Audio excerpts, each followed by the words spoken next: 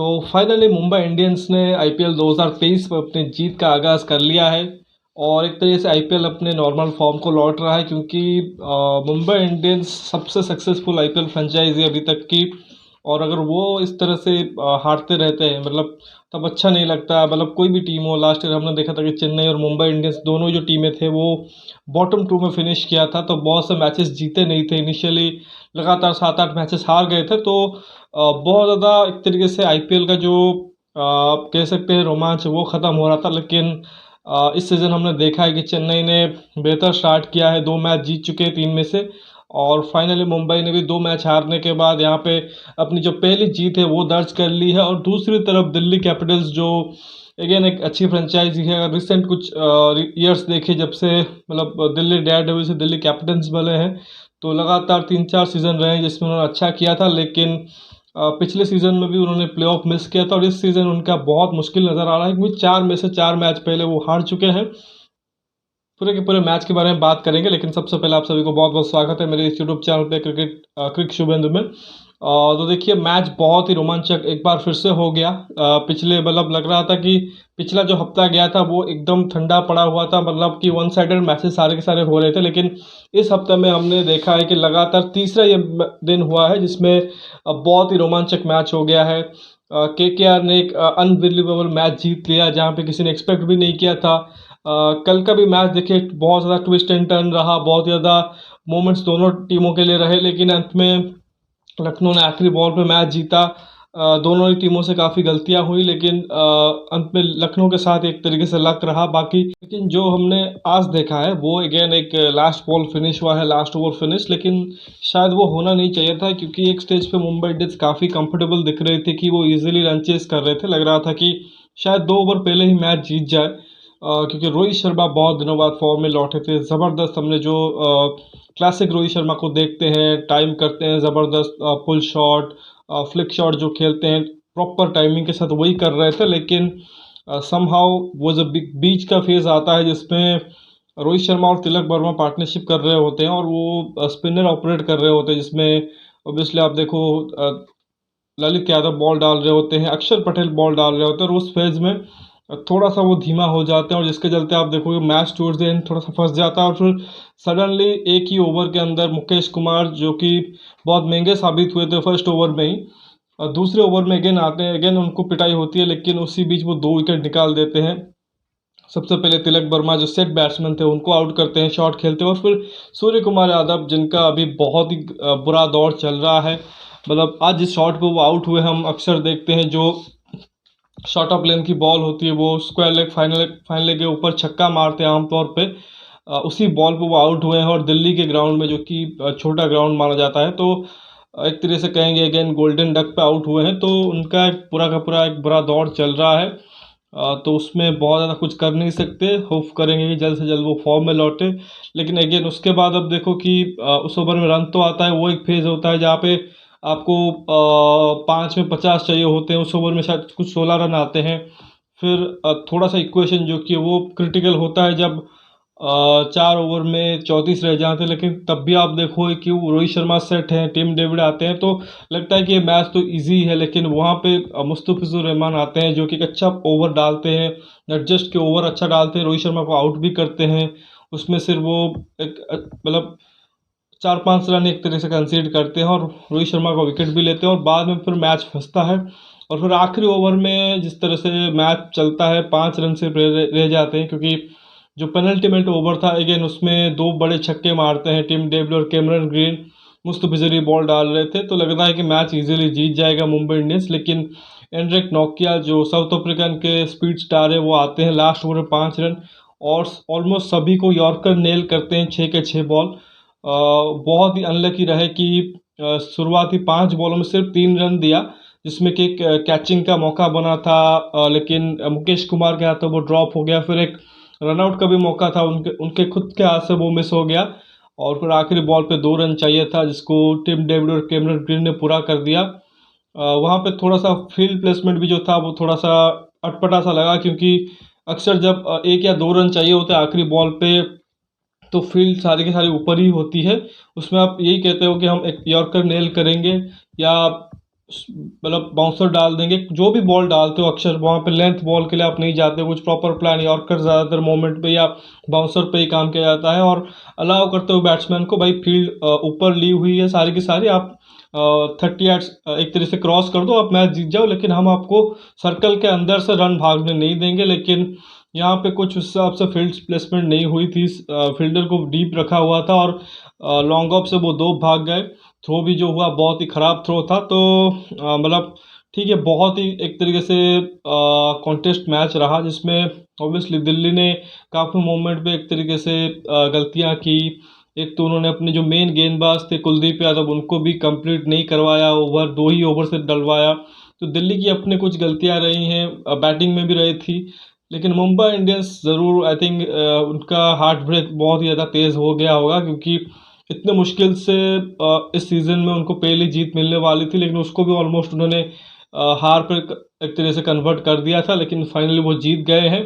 तो 2 पॉइंट जो बहुत ही इंपॉर्टेंट होते हैं, उन्होंने एक तरह से अपने जेब में कर लिया है। तो अगर बात करेंगे स्टार्टिंग से, तो दिल्ली कैपिटल्स पहले बैटिंग करते हैं, और एक दिल्ली के पिच के हिसाब से जहाँ पे स्पिनरों के लिए मदद था, बहुत ज़्यादा गेंद टर्न भी हो रहा था, उस पिच के हिसाब से फिर भी एक फाइटिंग टोटल 172 रन बनाते हैं 19.4 ओवर में, ऑल आउट हो जाते हैं 172 पे। जिसमें सबसे बड़ा जो योगदान रहता है वो उनके वाइस कप्तान अक्षर पटेल, जो नंबर 7 पे बैटिंग करने आते हैं, उनका रहता है। बहुत ही ज़बरदस्त इनिंग्स थी उनकी, जिसमें आप देखो 54 से 25 बॉलों में नंबर 7 पे बैटिंग करने आए हैं। लेकिन उससे पहले देखो जो उनके कप्तान है डेविड वार्नर, 47 बॉल में 51 रन। अब वार्नर के लिए जो सीज़न रहा है बहुत ही निराशाजनक, क्योंकि रन तो वो बना रहे हैं लगातार, शायद दूसरा 50 है उनका। ऑरेंज कैप की लिस्ट में भी इस सीज़न ज़रूर बने हुए हैं, लेकिन उसमें स्ट्राइक रेट बहुत कम है। वो ऐसा लग रहा है जैसे वनडे के इनिंग्स खेल रहे हैं, वनडे वर्ल्ड कप की तैयारी कर रहे हैं। एक भी इनिंग्स उनकी उस हिसाब से मतलब फ्री फ्लोइंग नहीं है, ऑलमोस्ट हर इनिंग्स में वो स्ट्रगल कर रहे हैं। हालांकि आज स्टार्ट अच्छा मिला था, पृथ्वी शॉ ने भी आज 10 में 15 किए हैं, तो इनिशियली स्टार्ट अच्छा रहा, लेकिन अगेन वही चीज़ है कि पृथ्वी शॉ उसको आगे कंटिन्यू नहीं कर पाए। स्पिनर जैसे आए ऋतिक शौकीन ने उनको आउट किया है। बाकी मनीष पांडे ने भी आज इंटेंट सही दिखाया था, 18 में 26 है उनके, लेकिन ज़्यादा देर तक खेल नहीं पाए।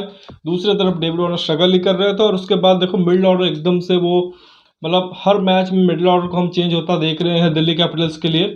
तो कभी सेटल्ड मिडिल ऑर्डर नहीं रहा है। आज यश धुल का डेब्यू हुआ था, 2 रन नहीं बना पाए। बाकी रोमन पावल तो एक तो समझ नहीं आ रहा है कि उनको कैसे अक्षर पटेल के ऊपर से भेज रहे हैं, क्योंकि रोमन पावल का यही है कि जैसे आप स्पिन लाओगे, खासकर लेग स्पिन, वो फंस जाते हैं गुगलीज पे। अगेन वही हुआ है, पीयूष चावला ने उनको फंसा है गुगली पे, 4 बॉलों में 4 रन। पहले मैच में भी रवि विष्णु ने उनको फंसाया था। तो वो एक फिनिशर है, उनका फिनिशर की तरह यूज़ कीजिए। अभी अक्षर पटेल जो कि इतने अच्छे फॉर्म से गुजर रहे थे, तो शायद उनको ऊपर भेजना चाहिए था, लेकिन अगेन वो गलतियां बार बार दिल्ली की मैनेजमेंट दोहरा रही है। बाकी ललित यादव जो पिछले मैच में उन्होंने अच्छे कंट्रीब्यूट किए थे बैट से, आज सिर्फ 2 ही रन बना पाए। वो तो अच्छा हुआ कि अक्षर पटेल का वो कंट्रीब्यूशन आ गया, जिसके चलते 172 तक वो पहुंच गए।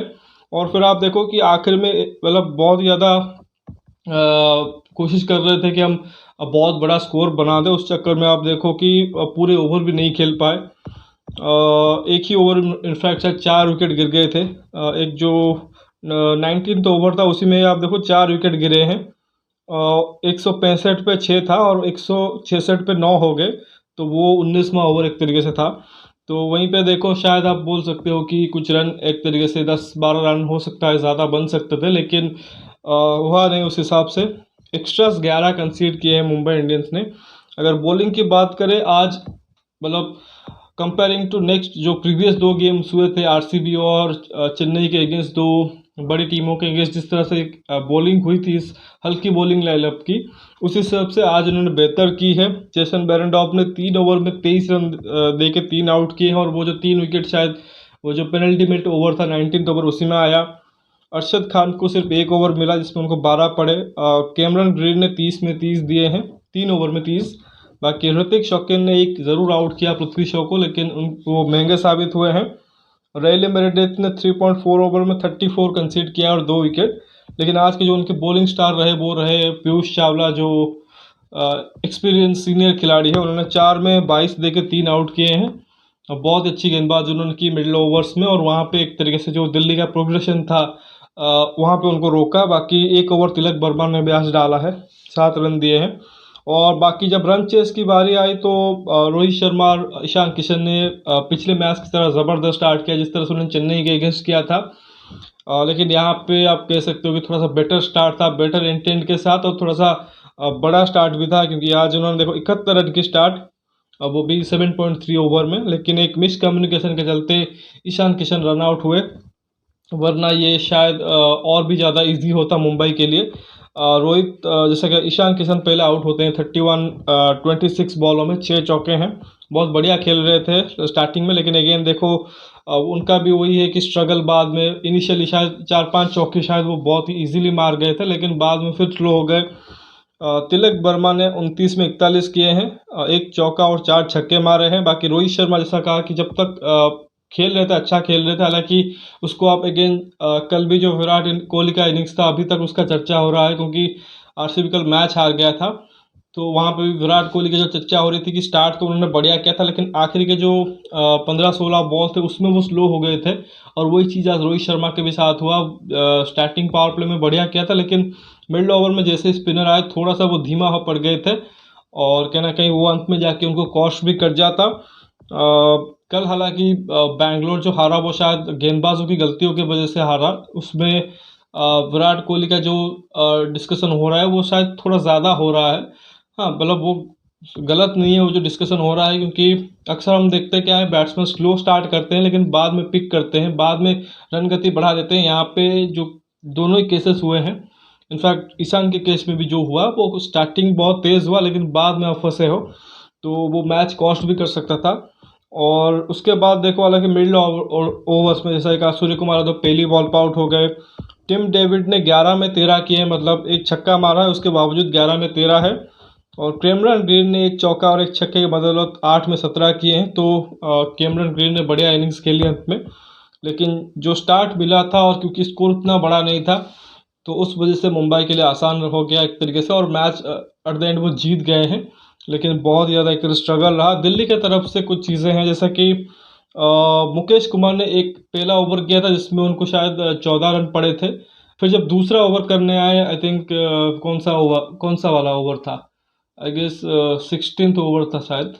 हाँ या शायद 30 में जब 50 रह गए थे शायद उस वक्त शायद बॉलिंग करने आए थे, और अगेन उनको 16 रन का ओवर पड़ा। लेकिन उस ओवर उन्होंने 2 बहुमूल्य विकेट तिलक वर्मा और सूर्य कुमार यादव को आउट किया ज़रूर।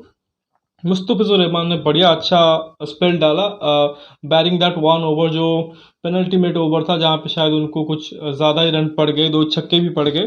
अदरवाइज उन्होंने एक विकेट भी रोहित शर्मा का क्रूशियल विकेट लिया था, जिसपे अभिषेक पोरेल जो उनके विकेट कीपर है उन्होंने ज़बरदस्त कैच पकड़ा था।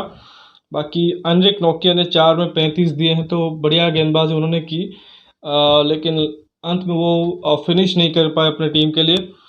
ललित यादव और अक्षर पटेल जो 2 फिंगर स्पिनर थे उन्होंने बढ़िया इकोनॉमिकल स्पेल डाला, लेकिन विकेट उनको नहीं मिला। 4 में 23 ललित यादव ने दिया और अक्षर पटेल 4 में 20। लेकिन जो प्रीमियर स्पिनर थे उनके कुलदीप यादव, थोड़ा सा उनको आज रन भी पड़ा 2 में 23, लेकिन हो सकता है कि शायद उनके साथ वो एक आधा और चांस ले सकते थे।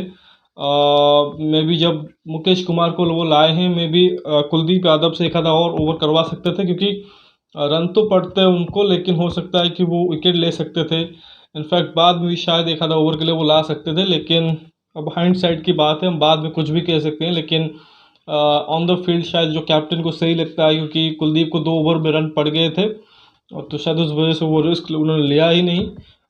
बाकी वही है कि बहुत एक्साइटिंग गेम, लेकिन दिल्ली के लिए एक और हार, और दिल्ली सोचना पड़ेगा अभी, क्योंकि एक तो डेविड वार्नर की कैप्टनसी में कुछ फ्लॉस दिख रहे हैं, टीम सिलेक्शन उस हिसाब से नहीं हो पा रही है, बैटिंग ऑर्डर भी जो हो रहा है वो भी कहीं ना कहीं क्वेश्चनेबल है, प्लस उनकी खुद की जो फॉर्म है, रन तो बना रहे हैं लेकिन वो इम्पैक्ट नहीं दिख रहा है। हालांकि एक और रीज़न भी ये हो सकता है कि सामने वाले इनसे कोई रन मार ही नहीं रहा है, लेकिन एटलीस्ट ये कोशिश कर सकते हैं डेविड वार्नर की खुद की एक जो उनकी पर्सनल, मतलब उनकी जो पर्सनालिटी है वो आते हैं तोड़ फोड़ वाली बैटिंग करते हैं। अगेन वही चीज़ है कि हर एक कल भी जो डिस्कशन कर रहे थे के राहुल के साथ, वही है कि जब आप कैप्टन होते हो आपको फ्रंट से लीड करना पड़ता है, अनलेस एंड अनटिल जो MS धोनी की जैसी सिचुएशन है कि वो उनको पता है कि अब मेरे से काफ़ी सारे बेहतर बैटर हैं, तो वो एकदम से आप उनको खुद को आखिर में रखते हैं, 1-2 ओवर खेलने आते हैं, 1-2 हिटें लग गई बस वही है। लेकिन अदर देन दैट आपको रिस्पॉन्सिबिलिटी लेनी होती है। जैसे कि हम फैफ डुप्लेसी को भी देखा, वो जिस तरह से खेल रहे हैं, अभी रोहित शर्मा को आज हमने देखा, तो ये चीज़ें करनी पड़ेंगी। और डेविड वार्नर का बहुत ही ज़्यादा एक तरीके से स्ट्रगल चल रहा है एज ए बैटर। होपफुली वो अगले मैचेस में थोड़ा सा बेटर स्ट्राइक रेट के साथ खेलें। बाकी मुंबई इंडियंस को तो जीत मिल चुकी है और कंटिन्यू करना चाहेंगे, इसको आगे फॉरवर्ड करना चाहेंगे।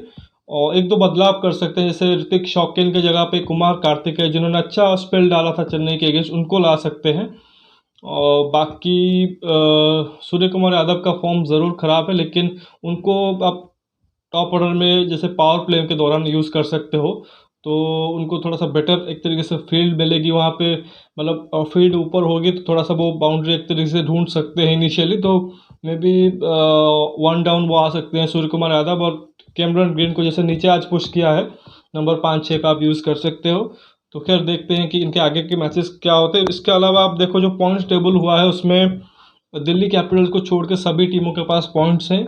और टॉप ऑफ द टेबल है लखनऊ सुपर जायंट 6 पॉइंट के साथ 4 मैचेस में। और bottom of the table Delhi Capitals 0 point है अभी 4 मैचेस में। बाकी 2 से लेके 6 तक शायद 5 टीमें हैं जिनके पास बराबर अंक है और बराबर मैचेस में। और सेम हाल विथ जो 7th 8th और 9th टीमें हैं, 3-3 मैचेस में एक एक जीत के साथ 2-2 अंक हैं। बाकी कल भी एक बड़ा मैच होने वाला है, वो होने वाला है चेन्नई के चेपॉक ग्राउंड में, चेन्नई सुपर किंग्स बनाम राजस्थान रॉयल्स, यानी कि नंबर 2 और नंबर 5 की टीम के बीच एक और बड़ा मैच होने की उम्मीद कर सकते हैं, क्योंकि राजस्थान फुल ऑन एक तरीके से अच्छे फॉर्म के साथ आ रहे हैं। बैटिंग वाइज अच्छा चल रहा है उनका टॉप ऑर्डर स्पेशली, और नीचे से हिट मार के रन आ रहे हैं। बाकी बॉलिंग तो ऑलराउंड बॉलिंग उनकी है एक तरीके से। नई बॉल के साथ आपको ट्रेंट बोल्ट और संदीप शर्मा दिख जाएंगे, फिर मिडिल ओवर्स में आपको स्पिनर ऑपरेट करते हुए दिखाई देंगे, डेथ में जेसन होल्डर मिलेंगे। तो उनकी भी ओवरऑल बढ़िया टीम है। और जिस प्रकार के फॉर्म में उनके 2 ओपनर है जायसवाल और बटलर, वो कहीं ना कहीं चेन्नई की जो वीक बॉलिंग लाइनअप है उसके अगेंस्ट एक तरीके से चैलेंज रहेंगे। तो दूसरी तरफ चेन्नई के लिए झटके पे झटका लग चुका है, क्योंकि एक तो ऑलरेडी हमने देखा कि जेमिशन और मुकेश चौधरी बाहर हो गए थे। अब आई थिंक उनको थोड़ा सा शॉर्ट टर्म एक तरह से झटका लगा है कि बेन स्टोक्स 1 हफ्ते के करीब वहाँ से वो बाहर हो चुके हैं। मतलब 2-3 मैचेस वो मिस करेंगे। मोइन अली ने 1 मैच मिस ज़रूर किया था, हो सकता है वो कल वापसी कर जाए। बाकी दीपक चहर जिन पे बहुत ज़्यादा इन्वेस्टमेंट हुआ था, पिछले सीज़न पूरा मिस किया था, इस सीज़न में हमने देखा कि 2 मैच खराब गए, फिर तीसरे मैच में पहले ही ओवर डालने के बाद वो ऑफ हो गए थे। और अभी खबर ये है कि शायद 2 या 3 हफ्ते के लिए वो भी बाहर है, यानी कि 4-5 मैचेस वो भी मिस कर सकते हैं। तो एक झटका ही कहेंगे, क्योंकि एक प्रॉपर मिडिल ऑर्डर बैटर में भी बेन स्टोक्स आगे चलते हैं बॉलिंग करते, वो बाहर है। फिर एक नया बॉलर आपका प्रॉपर दीपक चहर, वो बाहर हो चुके हैं। तो परेशानियां हैं चेन्नई में, लेकिन उसके साथ साथ अच्छी खबर ये भी है कि थिक्शना और पथिराना जो श्रीलंका के गेंदबाज है वो जुड़ चुके हैं, और जिसमें से थिक्शना जो कि वो श्योर शॉट है और आपको कल हो सकता है खेलते हुए भी दिखाई दे। तो कुछ चेंजेस चेन्नई को करने पड़ेंगे पिछले मैच से। आरआर का तो कुछ चेंजेस होने वाला नहीं है, जो टीम उन्होंने खिलाई तो वही होने वाली है। लेकिन हो सकता है कि चेपॉक के पिच को देखते हुए एक आधा स्पिनर वो ऐड कर दे। अदरवाइज चेन्नई की अगर बात करें तो 3 जो पॉसिबल चेंजेस मुझे नज़र आ रहे हैं कल के लिए। एक तो दीपक चहर नहीं होंगे, तो उनके जगह पर आप इधर हंगर केकर को देख सकते हो या फिर सिमरजीत को देख सकते हो, और वो आज इम्पैक्ट प्लेयर यूज़ होंगे। मतलब अगर पहले बॉलिंग कर रहे होंगे तो स्ट्रेट इनटू 11 होंगे, लेकिन अगर पहले बैटिंग कर रही होगी चेन्नई तो बाद में इम्पैक्ट प्लेयर के रूप में ऐड होंगे। बाकी दूसरा जो चीज़ ये है कि मगाला और सैंटनर मुझे लगता है बाहर होंगे। हालांकि सैंटनर ने बहुत अच्छा किया और मगाला ने पहला ही मैच ज़रूर खेला था, लेकिन कॉम्बिनेशन को देखते हुए थिक्शना और मोइन अली अंदर आएंगे, क्योंकि ऑब्वियसली चेन्नई नीड्स मोइन अली, क्योंकि जिस तरह से उनकी परफॉर्मेंस रहती है तो वो श्योर शॉट है टीम में। उस वजह से उनको सैंटनर को बाहर करना पड़ेगा, डिस्पाइट कि सैंटनर ने अच्छा ज़रूर किया है, लेकिन थिक्शना भी ज़रूरी है इस टीम के लिए, क्योंकि फेजेस में बॉल डालते हैं, पावर प्ले में 1-2 ओवर डालते हैं, फिर बीच में एक आधा ओवर और फिर डेथ में भी एक आधा ओवर वो ज़रूर करते हैं। तो वो कहीं ना कहीं चेन्नई के लिए ज़्यादा बेहतर एक तरीके से विकल्प होगा। तो होपफुली ऑन पेपर अगर आप देखोगे या करंट फॉर्म के भी हिसाब से तो राजस्थान आपको बेहतर दिखेगी, लेकिन चेन्नई अपने घर पे खेल रही है तो उतना शायद आसान नहीं होगा राजस्थान के लिए। तो कल जो मुकाबला होना है वो होगा राजस्थान की top heavy batting versus Chennai की जो वीक पेस बॉलिंग। स्पिनर फिर भी थोड़ा सा संभाल लेते हैं चेन्नई के लिए, लेकिन तेज़ गेंदबाजी बहुत ही हल्की है, तो देख सकते हैं कल क्या होता है। बाकी फ़िलहाल इस वीडियो में बस इतना ही। आशा करता हूँ कि आपको वीडियो अच्छा लगेगा। बाकी वीडियो को लाइक कर दीजिए, साथ ही चैनल को सब्सक्राइब जरूर कीजिए और दोस्तों तक शेयर भी कीजिए, साथ ही नोटिफिकेशन की घंटी भी दबा लीजिए। और कोई कमेंट देना चाहते हैं कमेंट सेक्शन में भी दे सकते हैं आईपीएल के रिगार्डिंग। बाकी जो सेकंड चैनल है मेरा ओडिया में कंटेंट है, उसको जाके भी देखिए, क्रिकेट विद शुभेंदु, डिस्क्रिप्शन में आपको लिंक मिलेगा। बाकी कल मैच के बाद मिलते हैं और डिस्कशन करेंगे कल मैच के बारे में, जो भी रिजल्ट होता है। तब तक के लिए धन्यवाद। जय हिंद।